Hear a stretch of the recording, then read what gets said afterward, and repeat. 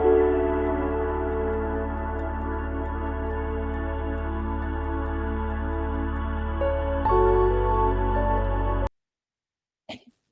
pessoal, professora Vanessa, de volta aqui, né, para a gente continuar os nossos estudos semânticos, que eu espero que vocês estejam adorando, porque, gente, falar sobre semântica é muito bom, e eu espero que vocês estejam empolgados assim como eu estou. Então, vamos continuar a nossa aula sobre a semântica? Top demais, então vamos lá. Agora, neste momento, nós vamos falar dos sinônimos e antônimos. Você já provavelmente já ouviu falar sobre essas expressões, esses termos técnicos.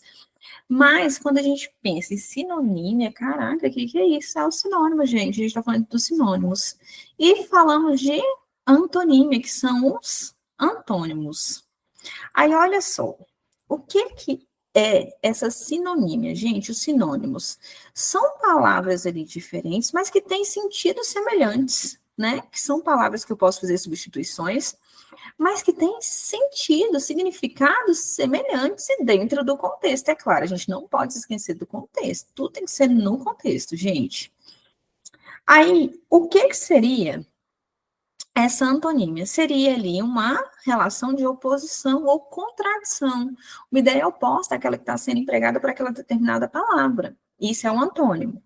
E aí, quando a gente pensa em sinônimo, a gente está falando de palavras semelhantes, carregam ali substituições, e a prova sempre gosta de cobrar muito isso. Ah, a palavra que poderia ser substituída sem afetar o sentido do texto original.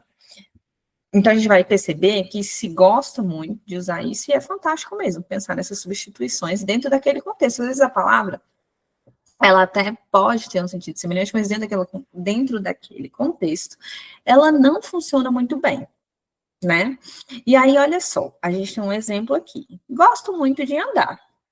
E aí, outra pessoa fala, gosto muito de caminhar. Gente, andar e caminhar funcionam aqui como sinônimos. Tá vendo essa substituição? Ocorreu de maneira tranquila, mantendo o sentido original da primeira frase. Então, isso que é o sinônimo, são palavras ali semelhantes. E tem esse mesmo, que mantém essa mesma relação lógica dentro da substituição ali, dentro daquele contexto. Já o antônimo é algo diferente, é uma relação de oposição. Olha só, meu irmão está solteiro desde o verão passado. Solteiro está sem ninguém, aqui sozinho, desolado, olha aqui, mão na cabeça, né? No caso dele ali. Meu irmão está casado desde o verão passado. Aí aqui do outro lado a imagem já, né, dele casado com uma pessoa, ali do ladinho e tal, né? Então, olha só, solteiro e casado funcionam como ideias antônimas. Então, ali, uma representa uma ideia e a outra representa uma outra ideia totalmente contrária. Então, isso é sinônimo, isso é antônimo. Não é algo muito difícil, gente, não tem muita gente que fale sobre isso, mas a gente precisa conhecer e pensar nas aplicações, de fato, dentro dos textos. Como é que essas substituições acontecem? Que ideias opostas são essas? E que ideias semelhantes são essas que podem ser substituídas, mantendo a relação de sentido dentro do texto? E aí, sinônimos, né, são palavras com significado parecido. Aí temos mais dois exemplos. Alegre, feliz, grande, enorme, ok. Antônimos são palavras com significado contrário. Aí temos alegre, o oposto de alegre é triste, e de grande é pequeno. Então, olha só, nesse postzinho a gente consegue perceber claramente aí dentro desses exemplos, né, o que é um sinônimo e o que é um antônimo, tudo bem? Espero que esteja tudo bem por aí, galera. E aí, aqui, a gente tem até, né, uns desenhos aqui falando com essas caricaturas de personagens, né, de personagens aqui que aparecem nesse slidezinho. Aí, olha só, quando a gente fala assim, ébrio, é aquele que está alcoolizado, bêbado, embriagado, bêbado, né? E bêbado, embriagado, ébrio. Então, aqui nós temos palavras ali que são do mesmo campo de sentido, que são ali, que funcionam ali como sinônimos, tudo bem? Quero que vocês entendam isso aí, são mesmas palavras, são palavras diferentes, aliás, para representar o mesmo sentido, o mesmo significado. E aí você pode fazer essas substituições, inclusive nos textos. A gente pede que vocês não utilizem tantas palavras iguais. E quando a gente vai fazer essas substituições, às vezes você quer dizer a mesma coisa, é claro, mas a gente faz essas substituições por outras palavras e a gente usa os sinônimos de maneira muito inteligente. Aí aqui vem a ideia do antônimo, olha só, gente, temos aqui fraco na parte de baixo, né, homens ali que estão levando, que na verdade aqui há uma ideia ali em relação aos próprios significados dessas palavras, que os fracos aqui que estão levantando os fortes, né? E aí o forte ali, ó, fraco e forte, a ideia de oposição, de antonímia, tá? Pra gente fechar essa parte aqui do sinônimo e antônimo. Já que todo mundo entendeu muito bem o que é cada um, né, o que é antônimo, o que é sinônimo, a gente vai para as questões, porque a gente tem que ver isso dentro da prática, né, dentro dos contextos de aplicação. Que aí a gente sabe se de fato entendeu, como é que está tudo isso, né? Então, vamos às questões. Pessoal, lembrando, faça uma pausa aí, depois volta para fazer a correção. Aí, olha só a primeira questão. Assinale a alternativa em que as palavras sublinhadas são antônimas, ou seja, ainda traz uma explicação, tem um sentido contrário. Ele quer progredir, ficar rico. Progredir e rico são palavras semelhantes, não pode ser a nossa opção, não pode ser a nossa resposta, a opção letra A, primeira, né? Quando a gente pensa, sou servidor ativo, ativo, trabalhador, semelhantes, sinônimos, não pode ser nossa resposta. Essa carga é leve, parece pluma. Leve, pluma, são significados ali semelhantes. Entre a esquerda, depois vire à direita. Olha só, com as minhas próprias mãos eu fiz aqui a ideia de oposição. Achamos aí o nosso gabarito. Vamos ver a última opção? Não é possível que sejam duas, né? Desrespeitar os sinais de trânsito é o mesmo que desobedecer. Desrespeitar e desobedecer funcionando como sinônimos. Então, nosso gabarito, gente, seria a letra D, o que confirmou ali a nossa análise. Vamos à próxima questão de número 2. A questão de número 2 tem aí uma tirinha. Vamos lá, analisar os quadrinhos. Acabei de maratonar uma série, vó. Maratonou? Sou do tempo em que maratona significava prova de resistência e esforço físico. E não ficar o dia todo no sofá vendo TV. A vozinha ali criticando, né? E ali aparecem os créditos finais. Olha aqui, gente, no primeiro quadrinho. Presta atenção em tudo. Vozinha brava, a menina feliz, ali já ficou espantada, né? Carinha dela de decepção, tá. Aí vamos. A expressão maratonar lá no primeiro quadrinho significa o quê, gente? Apreciar completamente uma obra, a gente sabe o que significa maratonar, a gente sabe muito bem, né? Tem os doramas aí, tem as séries que a gente gosta, então apreciar completamente não seria. Assistir tudo de uma única vez, opa, talvez estejamos diante da nossa resposta, letra B. Vamos ver a C. Assistir rapidamente uma série, já não sei não. E a D, observar com atenção uma série não é. Gente, poderia ficar com dúvida entre a B e a C. Mas quando a gente fala maratona, é assistir tudo de uma vez, né? Sentar ali e maratonar a série, assistindo todos os episódios. Então, letra B, o nosso gabarito. Olha que legal, dentro da tirinha, querem saber o significado dela, falando da semântica. Aí agora a gente vai ler cada frase e assinalar, faz a pausa, lembra? E depois volta para corrigir. Assinale a palavra que não representa um sinônimo adequado daquela sublinhada em cada situação. Então, ele quer que a gente identifique aqui dentre essas a que não seria uma substituição adequada, um sinônimo adequado. Lembra que eu falei? Dentro do contexto, nem sempre vai dar certo aquela substituição. Aí, olha só o que a gente tem. Ela adora festejar aniversário, sempre faz uma festa incrível para os amigos. Gente, se eu for substituir festejar por comemorar, daria certo? Vamos ver, ela adora comemorar aniversários. Opa, comemorar funciona, então não pode ser a nossa resposta. Ela adora celebrar, ele adora celebrar aniversários. Opa, celebrar, festejar, mesmo sentido, sinônimos, funcionam muito bem, ok. Ela adora solenizar. Gente, solenizar é comemorar, é celebrar. Então, ó, funciona muito bem. Lembra do que a gente falou da paráfrase, né, dos sentidos e tal, enfim. Aqui a gente está falando do sinônimo, é claro, né? E aí tem alegrar, gente. Festejar e alegrar, você pode pensar, festejar, alegria, mas aqui alegrar não vai funcionar. Ele adora alegrar aniversários. Alegrar é tipo no sentido de trazer alegria, fazer alguma coisa, alguma apresentação, coisa do tipo. Então, alegrar não pode ser. Achamos a resposta da letra A. Vamos à letra B? Pensando nos sinônimos. As empresas precisam desenvolver novas tecnologias para se manterem competitivas no mercado. As empresas precisam, ele quer que a gente analise aí a palavra precisam. As empresas devem desenvolver? Sim, precisam, devem, podem ser usados como sinônimos. As empresas buscam desenvolver? Buscar, eita, talvez já não seja o mesmo sentido, né, gente? As empresas busca e precisar são coisas diferentes, né? As empresas necessitam, precisam, necessitam, sim, né? As empresas necessitam desenvolver, elas precisam desenvolver. As empresas carecem desenvolver, carecem no sentido de necessitar. Você poderia ficar em dúvida entre devem e buscam. As empresas precisam desenvolver novas tecnologias para se manterem competitivas no mercado. Então, seria aí o nosso gabarito, né, gente? Buscam. E aí, olha só, a letra C. O governo planeja ampliar a rede de transporte público na cidade nos próximos anos. Gente, o governo planeja ampliar. O governo planeja ali aumentar a rede de transporte? Ampliar, aumentar. Pensa na imagem do Zoom, sim. Não pode ser essa a resposta.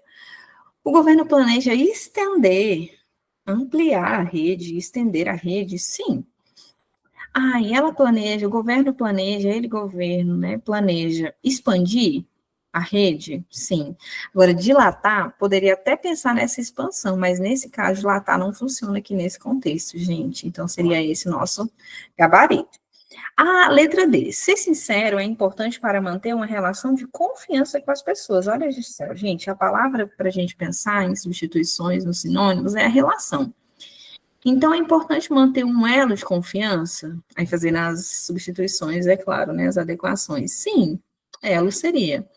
Conexão, gente, manter uma conexão de confiança, sim.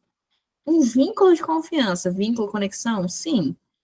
Agora, expansão aqui não funciona, gente. Expansão não dá para colocar aqui de jeito nenhum.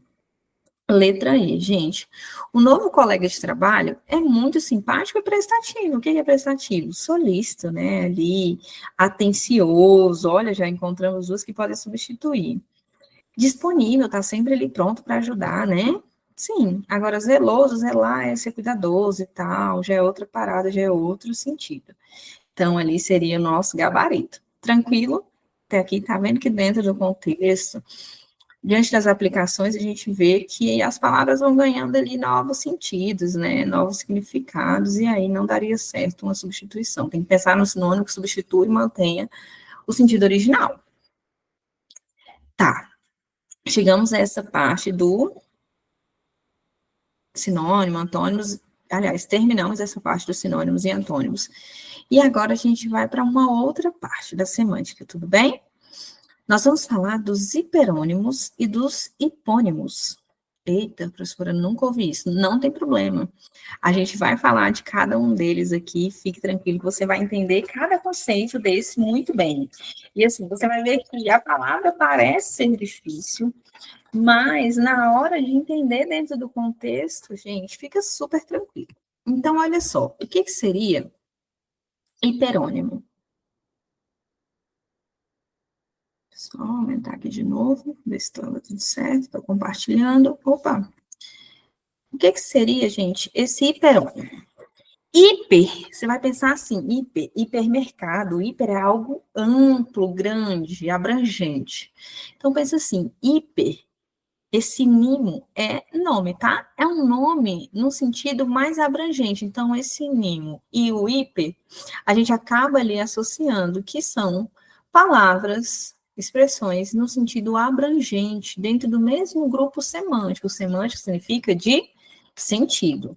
E aí, olha só, mamífero, é um hiperônimo, no sentido abrangente. Agora, humano, baleia, vaca, já vai ser o quê? O que a gente chama de hipônimo. Por quê? É um elemento mais específico dentro do conjunto dos hiperônimos. Então, a gente vai pensar que é algo específico, hipônimo, e hiper é hiper de grande, abrangente, tá? Olha, o hiperônimo profissão tem ali os hipônimos, médico, cozinheiro, dançarino, fotógrafo, como hipônimos dentro daquele grupo semântico de profissão. E aí você vai lembrar desse hiper amplo, abrangente, e a gente tem aqui, e o hipo é restrito, então é um nome restrito específico. Banana ou maçã é hipônimo de fruta. Fruta é abrangente, banana e maçã são mais específicos. O hipônimo verdura tem como o hiperônimo verdura tem como hipônimos alface e couve, por exemplo, que são mais específicos.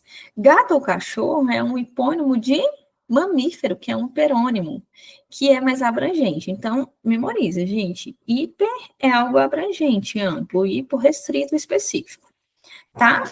O nome parece difícil, mas quando você vira a palavra, você vai pensar, ah, não, lembrei do que significa. E aí temos mais exemplos, ó. Temos alguns hiperônimos aqui do lado e os hipônimos. Por exemplo, ave é um hiperônimo mais abrangente, né? Quando a gente pensa ali no hiper, amplo. Agora, restrito, específico, são codorna, galinha, peru, pato, fazão, que estão dentro daquele campo semântico ali do hiperônimo. Agora, temos um hiperônimo veículo, que é mais abrangente. E aí temos os hipônimos trem, carro, ônibus, motocicleta, carroça, etc., porque são exemplos ali e termos específicos, né, de veículo. Inseto é um hiperônimo. E aí os hipônimos, mosca, pernilongo, barata, formiga, besouro, etc., né? E aí, tá vendo que não é difícil, a gente vai ver hiperônimo como algo mais amplo, abrangente, e o hipônimo como algo mais restrito, né, específico dentro daquele campo semântico, tem que ser associado ao campo semântico. Eu não posso falar que trem, carro, ônibus é de inseto, é do hiperônimo de inseto, porque não tem relação semântica, tá vendo que a semântica está por trás? Então não tem como. Então é só fazer as associações adequadas. Tudo bem? Gente, espero que vocês tenham entendido. Eu acho que não é algo tão complexo. Os nomes podem nos assustar, mas aprendendo o que significa cada um, pensando nessas próprias análises, né, de vocabulário. Ali a gente consegue chegar a essas conclusões e as análises precisas. Então, vamos resolver algumas questões? Então, vamos lá. Gente, vamos relembrar o que a gente viu aí em umas aulas anteriores. Primeiro, a gente começa pelo enunciado, a gente vai pelo texto. Vamos ver aqui pelo texto? Vamos ler aqui pelo enunciado, perdão, que a gente já viu lá naquelas 7 primeiras dicas, né? Que a gente começa pelo enunciado. É claro que eu vou ler o texto com vocês, mas aqui eu quero mostrar que, talvez, se a gente fosse pensar num ganho de tempo, analisando só o enunciado, eu talvez conseguiria chegar ao gabarito. Na construção da coesão textual, a relação entre hiperônimos, hiper, abrangente, e hipônimos, restritos, é fundamental, pois contribuem para a retomada de sentido do texto. Eu vou mostrar isso dentro do texto, como é que funciona. Marque com 1 as palavras que no texto funcionam como hiperônimos e 2 com as palavras que funcionam como hipônimos. Daria para responder? Com certeza, gente, sem voltar ao texto. Mas eu quero que vocês entendam essas relações de sentido, essas retomadas, porque evitam até essas repetições, é outro recurso também utilizado para evitar a repetição e para fazer essas próprias conexões dentro do texto. A fuga dos rinocerontes, espécie ameaçada de extinção, escapa dos caçadores da maneira mais radical possível, pelo céu. Eita, chama a atenção, né, gente? Os rinocerontes negros estão entre os bichos mais visados da África. Ó, falou da espécie, algo restrito, e foi para algo mais abrangente, os bichos, né? Então, a gente tem rinocerontes negros como hiperônimos e como hipônimos, perdão, e temos ali bichos como que, gente? Como hiperônimos, muito bem. Então, vamos lá. Ó, uhum, tá. entre os bichos mais visados da África, pois sua espécie é uma das preferidas pelo turismo de caça, as pessoas caçam, né? Para tentar salvar alguns dos 4.500 espécimes que ainda restam na natureza desses bichos, duas ONGs ambientais apelaram para uma solução extrema, transportar os rinocerontes de helicóptero. Por isso que eles fugiram pelo céu. A ação utilizou helicópteros militares para remover 19 espécimes, com 1,4 toneladas cada um, de seu habitat original na província do Cabo Oriental, no sudeste da África do Sul, e transferi-los para a província de Lampopo, no norte do país, a 1.500 quilômetros de distância, onde viverão longe dos caçadores. Sedados e de olhos vendados, né, sedados ali, né, com calmante, para evitar sustos caso acordassem. Os rinocerontes foram içados, né, pelos tornozelos e voaram entre 10 e 20 minutos. Parece meio brutal? Os responsáveis pela operação dizem que, além de mais eficiente para levar os paquidermes a locais de difícil acesso, o procedimento é o mais gentil possível. Então, Ebadou, A Fuga dos Rinocerontes, está na revista Super Interessante. Foi publicado em 2011, na edição de número 229. Tá, vamos lá, então. Ele quer saber de algumas expressões que foram utilizadas ali dentro do texto. Tá vendo como funciona muito bem, não fica aquela repetição exaustiva de termos dentro do texto. Então, ele quer saber a sequência correta aqui. Vamos tentar analisar o primeiro termo, que a gente já consegue eliminar duas opções. Quando ele fala ali, gente, de espécies, ele está falando de hiperônimo ou de hipônimo? Hiperabrangente. Opa, espécie, né? Então, número 1 para a primeira, gente. Então, já consegui eliminar a letra A e a letra D. Não podem ser o meu gabarito. Espécime, gente, é um termo mais abrangente ou não? Sim, mais abrangente. Ele falou ali de espécimes, depois se referindo aos bichos, né? Então, ali seria também um hiperônimo, né? De abrangente. Rinocerontes negros, já aí já é um hipônimo, já é algo mais restrito. Então, 2. Gente, qual é o nosso gabarito? Já achamos. Letra C. E bichos abrangente, né? Um termo mais abrangente. Seria ali um hiperônimo. Então, muito bem, gente. Chegamos ao nosso gabarito. Gabarito, letra C. Top. Vamos lá, mais um exercício. Complete as frases com os hiperônimos dispostos abaixo, né? Então, vamos lá. Esse hiper mais abrangente. E aí, olha só. Primeiro, a grande preferência pelo vinho prosecco, pois, aí olha só, o vinho é o hipônimo, ele que é um hiperônimo. Pois a bebida, gente, a bebida aqui, ó, tem um sabor agradável. Então, já achamos o hiperônimo. Ele ia adquirir um apartamento, um hipônimo, mas e agora, gente? O imóvel estava hipotecado e achamos o hiperônimo. Hoje, quem abre crediário, para quitar uma televisão em 6 vezes, né, crediário para dividir. Aí, televisão, gente, televisão é o hipônimo, ele quer saber o hiperônimo.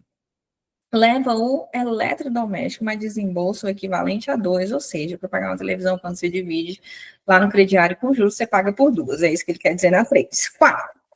A baleia apareceu morta ontem. Baleia, gente, hipônimo, né? A 2 quilômetros daqui, mas o mamífero, gente, baleia mamífero, foi visto boiando terça-feira perto da Ilha Grande. Olha só, já tinha, né, sido visto, enfim, triste. 5. Vários automóveis foram arrastados pela correnteza. Gente, automóveis aí está sendo usado esse termo como hipônimo. Alguns, aí a gente pensa no hiperônimo, veículos, né? Foram encontrados muito longe. Muito longe. 6. Grupos de refugiados chegam diariamente do sertão castigado pela seca, né? Tá falando aqui do Brasil. Provavelmente, né? Aí olha só, refugiados, aqui como específico, né? Como algo específico. Ele quer algo mais abrangente, né? Hiper, que são pessoas famintas, maltrapilhas, destruídas, né? Falando de uma triste realidade.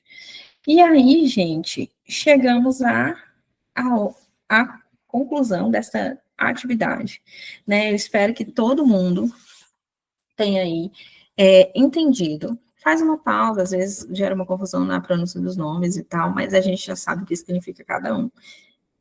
Hiper, lembra de hipermercado, de abrangente, grande, né? Enfim. E hipo, lembra de restrito, né? Algo específico, tá? Vocês vão ter aí uma lista para treinar mais questões sobre esses dois conteúdos. E aí, nós chegamos ao final desta aula de hoje. E continuamos aí falando sobre semântica, como eu falei para vocês. Um conteúdo, assim, gente, sensacional, que eu sou apaixonada, gosto bastante. E acho que por isso que as provas cobram tanto, porque é um conteúdo muito, assim, versátil para se cobrar questões, dá para misturar não só sinônimo, hiperônimo, hiponímio, enfim, dá para misturar muita coisa dentro de uma questão e cobrar ali esses valores semânticos dentro das questões, né? Inclusive associando as classes gramaticais, é para mesclar muito conteúdo, né? As conjunções, as preposições, valores semânticos em vários conteúdos, tá? E aí façam as questões, a gente tem uma lista aí de exercícios para vocês fazerem. Façam as questões, tirem as dúvidas necessárias e continuem aí, porque a gente ainda vai falar mais sobre valor semântico na nossa próxima aula, gente. E aí eu vou antecipar aqui para vocês. A gente vai falar de paronímia e homonímia, tá? E é isso, gente. Até a nossa próxima aula. Tchau, tchau, pessoal. Um beijo para vocês.